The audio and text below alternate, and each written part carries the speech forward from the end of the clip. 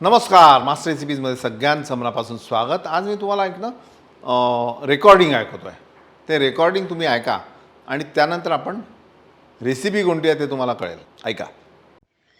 नमस्कार विष्णूजी, तुम्हाला मनापासून नमस्कार. मी सविता मराठे, पुणे. डाळीच्या वांग्याची कृती तुम्हाला सांगते. तुमच्याकडनं ही यूट्यूबवर दाखवली जाईल.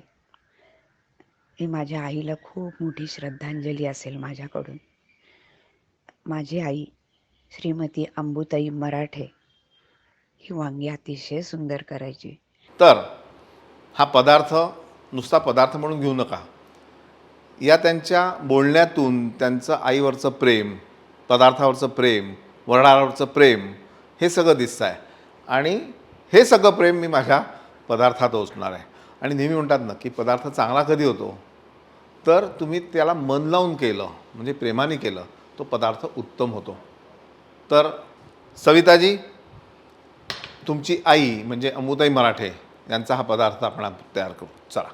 सगळ्यात आधी ही डाळ जी आहे साधारण 4 तास पाण्यात भिजवलेली आहे, ती आपल्याला वाटून घ्यायची आहे. आणि पाण्यात भिजवल्यानंतर त्याचं पूर्ण पाणी काढून घ्यायचं आहे. या डाळीबद्दल वर्णन करताना मराठे त्यांनी खूप सुंदर शब्द वापरला की पोपट खाऊ शकेल अशी डाळ.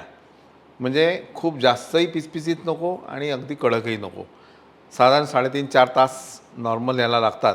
हिवाळा असेल तर थोडं जास्त वेळ लागेल. आणि त्यांनी अजून एक सांगितलं की बाबा, तुम्ही जेव्हा डाळ पाण्यात भिजत ठेवता तर अति झालं की त्यातला गोडवा जो आहे तो पाण्यात उतरतो आणि डाळीत मजा राहत नाही.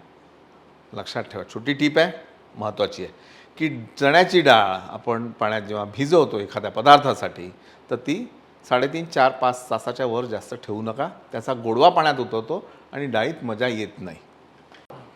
चण्याची डाळ, हिरवी मिरची, आलं, लसूण आणि धने हे आपल्याला इथेच वाटून घ्यायचं आहे. थोडंसं मीठ याबरोबर मी घालतो, जेणेकरून घर्षणाने हे व्यवस्थित वाटलं जाईल.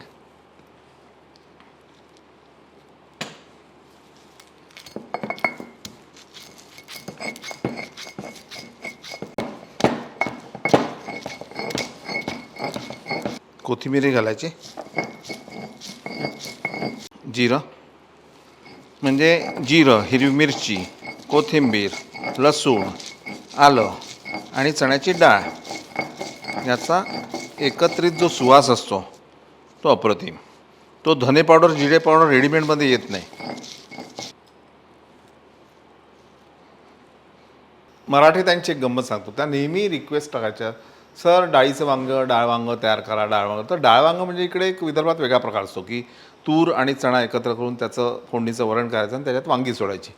मी म्हटलं ते दाखवलेलं आहे आपण एकदा, पण जेव्हा त्यांनी हा ऑडिओ मेसेज पाठवला तेव्हा लक्षात आलं की नाही, हा काहीतरी वेगळा प्रकार आहे. म्हणून आपण करतो आहे डाळीचं वांगं.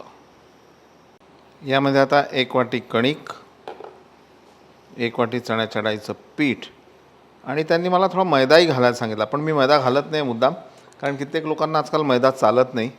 हे व्यवस्थित आपण एकत्र करून घ्यायचं, किंवा तुम्हाला जर वाटत असेल तर तुम्ही चाळून घेतलं तरी चालेल. हे दोन्ही हे एकजीव होतील, एकत्र होतील. थोडं मीठ आपल्याला घालायचं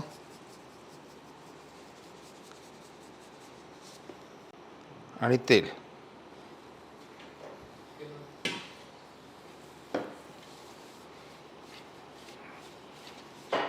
आणि पोळीसाठी जशी कणिक मळतो तशी मळून घ्यायची.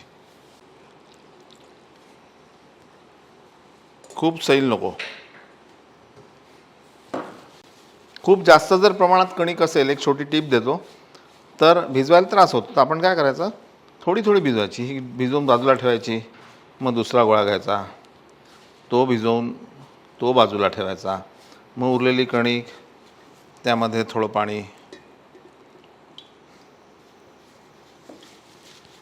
असे 3 गोळे झाले की मग सगळी कणिक एकत्र करायची आणि मळून घ्यायची. कणिक भिजल्यावर पुन्हा थोडंसं तेलाच्या हाताने छान मळून घ्यायचं. म्हणजे तुमची वांगी खुसखुशीत होतील,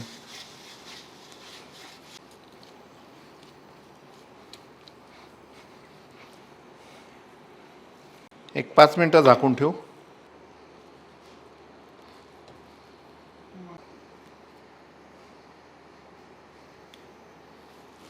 साधारण या आकाराचा गोळा घेऊन त्याला छान तेल लावायचं आणि लाटून घ्यायचं.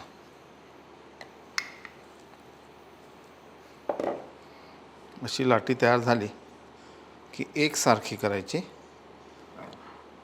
अशी, आणि त्यामध्ये हा मागाचा तयार मसाला भरायचा अशा पद्धतीने. आता तुम्हाला वांगं किती मोठं हवं आहे, किती लहान हवं आहे हे तुम्ही ठरवायचं.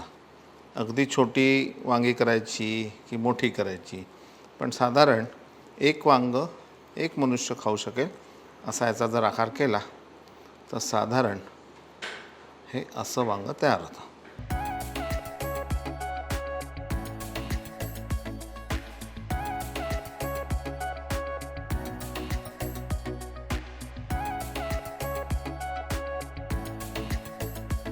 अशा पद्धतीने आपण सगळी वांगी तयार करून घेऊ. स्टीमर यामध्ये हे जे मोदक पात्र असतं त्याला तेल लावून घ्यायचं आणि ही अशी वांगी ठेवायची, आडवी ठेवायची, उभी नाही. मोदक आपण उभा ठेवतो, वांगी ही आडवी ठेवायची. स्टीमर असेल तर उत्तम, नाही तर सरळ तुम्ही चाळणीमध्ये ठेवलीत तरी ओके. याला एक 10 मिनटं वाफवून घ्यायचं आपल्याला. ही वांगी 3 पद्धतीने खायची आहेत आपल्याला. तर त्यातली एक पद्धत पातळ असा रस्सा आहे. आमच्या विदर्भामध्ये एकदम पातळ रस्सा असतो. तर तो पातळ रस्सा सावजी स्टाईलचा आपण करूयात सोप्या पद्धतीने. तेल तेल थोडं उजव्या काठी आहे, कृपया राग मानू नये. लसूण हा मी अख्खाच लसूण घातलेला आहे. एक पाववाटी सुकं खोबरं,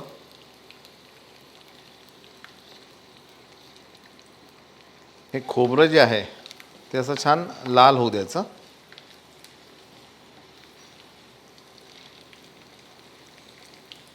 अर्धी वाटी बारीक चिरलेला कांदा,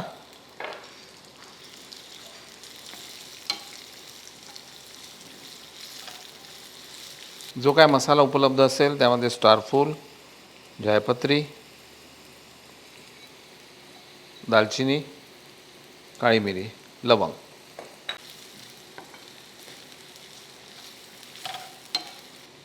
कोथिंबीर,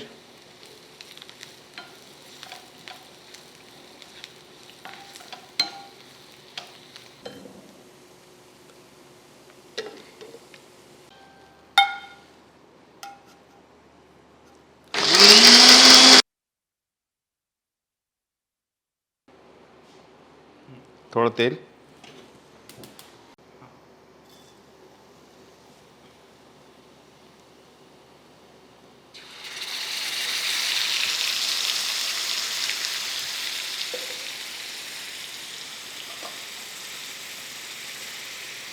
तिखट,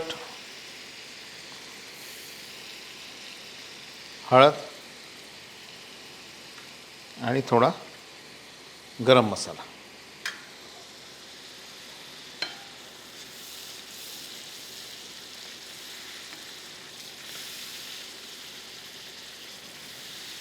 यामध्ये चवीनुसार मीठ,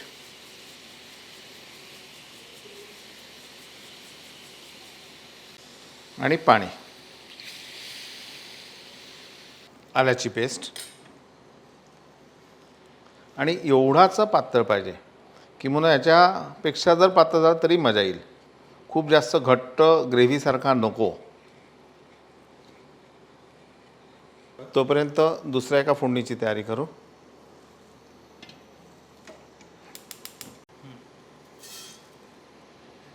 मोहरी, हिंग,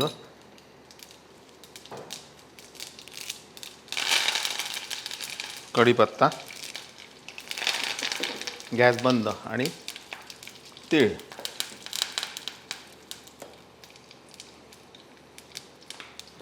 थोडं मीठ.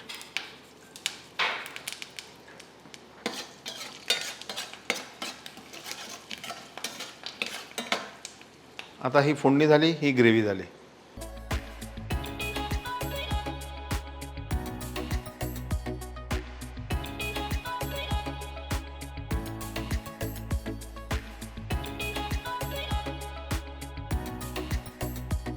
आणि दुसरं जे वांगं आहे ते काय करू आपण की ज्या पद्धतीने मसाल्याचं वांगं आपण 2 फाका करतो तसं करूयात.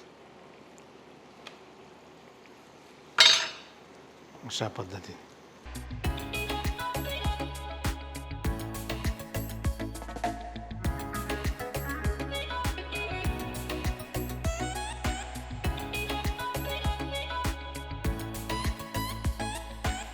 या पद्धतीने एक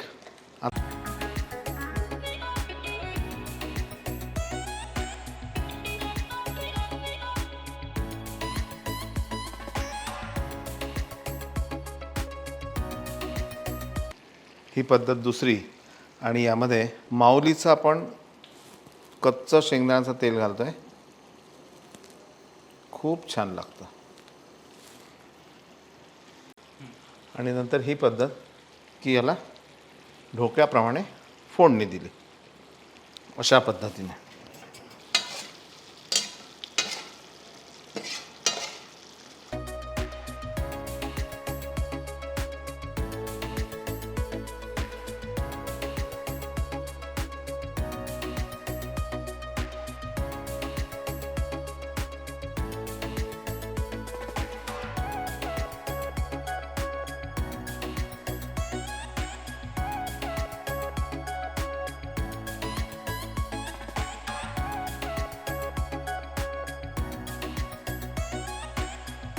मराठी काकू खूप खूप धन्यवाद.